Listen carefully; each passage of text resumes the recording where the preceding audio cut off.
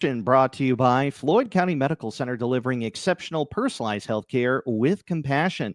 Joining alongside me in the bullpen from Chickasaw County Sheriff's Office, Sheriff Ryan Shawver. Ryan, thanks a lot for joining me this morning. Good morning, Rob. As always, a pleasure to be here. Yes, absolutely, and glad to have you here as well. How was your pre-St. Patty's Day weekend so far? It was very good. Lots of busy activities. Had dance yesterday for my daughter, but this is one of my favorite holidays. I got a lot of Irish heritage in my family. My mom's maiden name is McGillicuddy.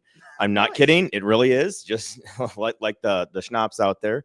So I got a lot of Irish heritage in my family. As do I, a little bit of Irish, because I went to a all Catholic boys Irish high school. They had a lot of Irish heritage. St. Patrick's, Yes, of course, it is one of the De La Sallian high schools. There's only a few of those in the nation. Never heard of the them. other ones are down in Louisiana, where he was partially from there. Okay. So interesting little A heritage. little tidbit there this morning. Little tidbit we're sharing because we're all a little bit Irish today, but we want to make sure we don't get too Irish because, you know, a little initiative I noticed that the GTSB has sent out to kind of help those who decide to get a little too high into the St. Pat's spirits. Correct. Yeah. So the GTSB is the Governor's Traffic Safety Bureau that sends out dollars in the form of grants to different sheriff's offices, local police departments and stuff to kind of step up enforcement on nights like tonight and during this time of year with March Madness as well, just to remind people that we encourage you to go out there, have a good time and celebrate the Irish heritage or the St. Patrick's Day holiday.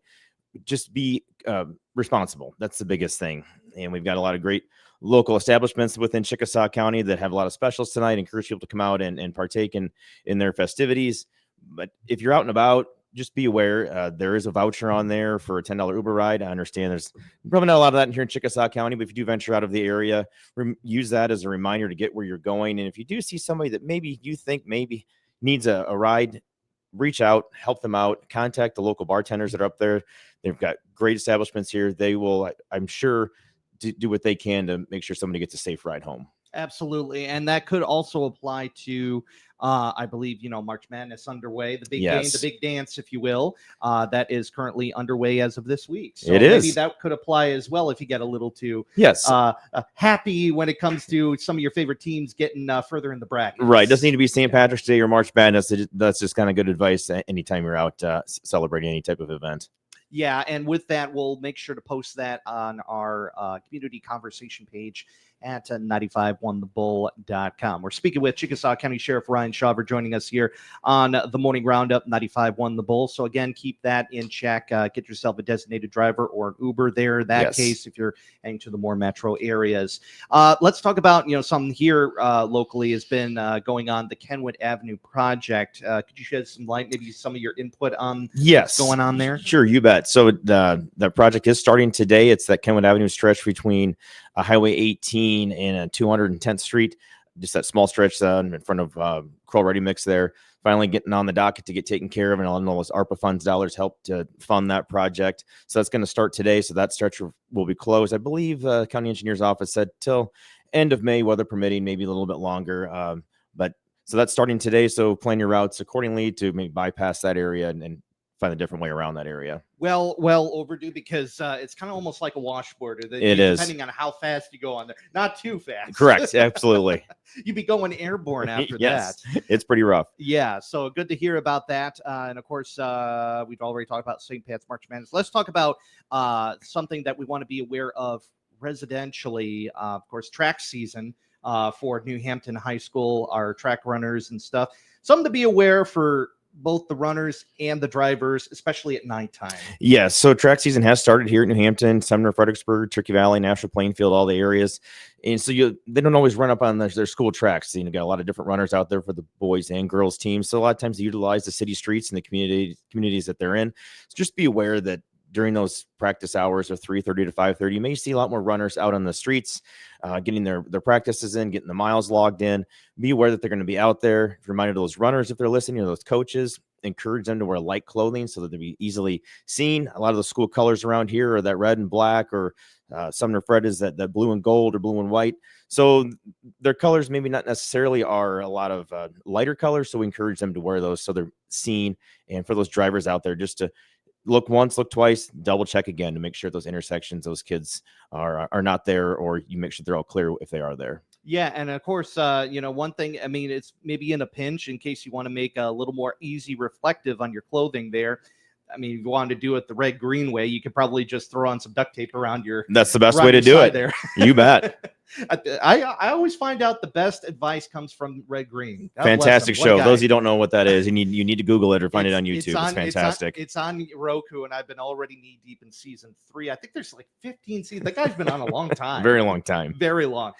Chickasaw County Sheriff Ryan Shawver joining us here on the Morning Roundup 95.1 The Bull. You know, in the past week we've had blizzard come through. It looks like a chance we may have another one coming up this week. Another reason to be weather aware, especially for our drivers on the road. Yes, you know, last week I got on the last minute with you guys. I appreciate that.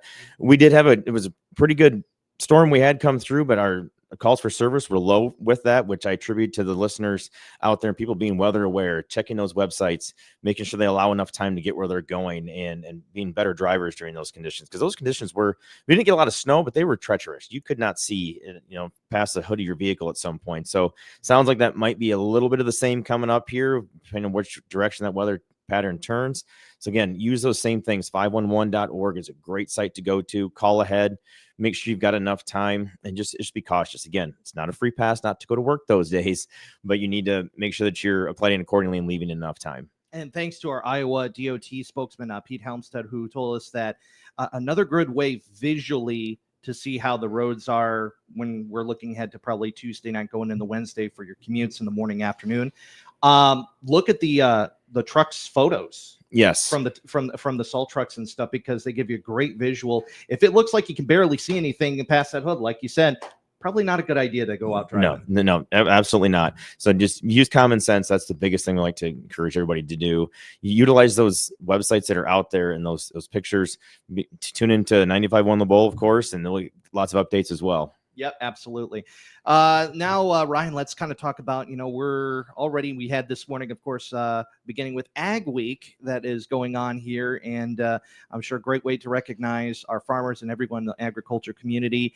Maybe looking ahead also, we got planting season just around the corner, hopefully when the weather warms up. Some other things we want to keep in mind for drivers and so on and so forth. Yes, a nice transition from a blizzard this week into National Ag Week. But that Paul Harvey bit we did before, that's one of my favorite things. I really think that's cool.